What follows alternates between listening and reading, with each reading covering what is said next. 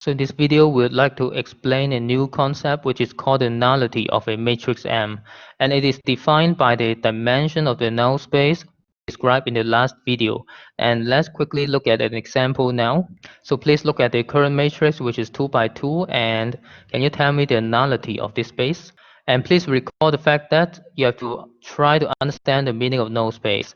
And to find the null space is essentially means you have to solve this linear system and look at all the solutions to this system. And I think we can use the Gaussian elimination of row 2 minus 2 times row 1.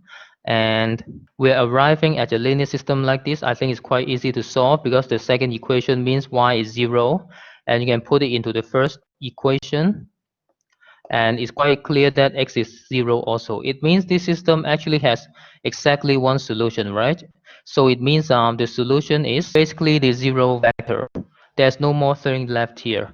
And in this case, because the solution is basically the origin of the R2, right? It means it's a 0-dimensional space in R2. You can think of it like this. It gives you a sense that the dimension of the null space is gonna be 0. So you can write the nullity of the matrix now to be 0, right?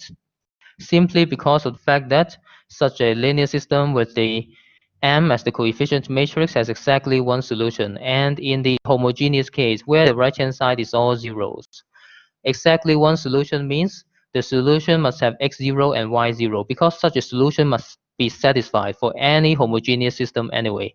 And let's look at another example. So please look at the current matrix now. I would like to look at the nullity of this matrix, and let's try to solve the homogeneous system with M as the coefficient matrix now. I think we can easily do some row operation. For example, I can do row 2 plus row 1, and I can do row 3 minus 2 times row 1 for the row 2 and the row 3 respectively. You see that's the new system we arrive at, and the last row doesn't matter anymore because it's 0 equals 0.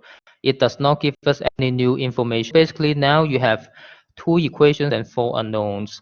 And let's try to solve it.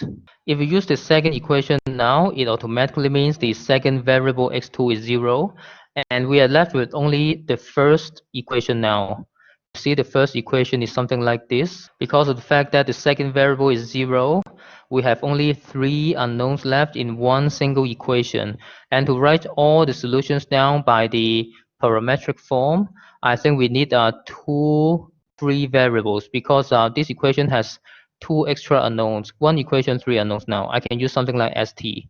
It means that x1 is actually minus 2s minus 4t, right? And x3 is s and x4 is t. And also just to let you know, x2 is 0. So we can write all the solution down now. See, all the solutions can be described by using 2 free parameters, s and t. It gives us a sense that it is a 2-dimensional subspace sitting in R4 because you see there are 4 coordinates, right? It means that the null space must be automatically sitting in R4 and is 2-dimensional simply because of the fact that you need 2 parameters to write all the solutions down. And we can write it in a more precise way. So you see, we can actually write down the basis vector, which can generate the current 2-dimensional null space for us.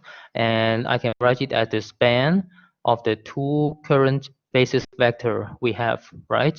And that's the end of this problem because we can simply write the nullity of M as 2 now because the dimension of the null space is actually 2.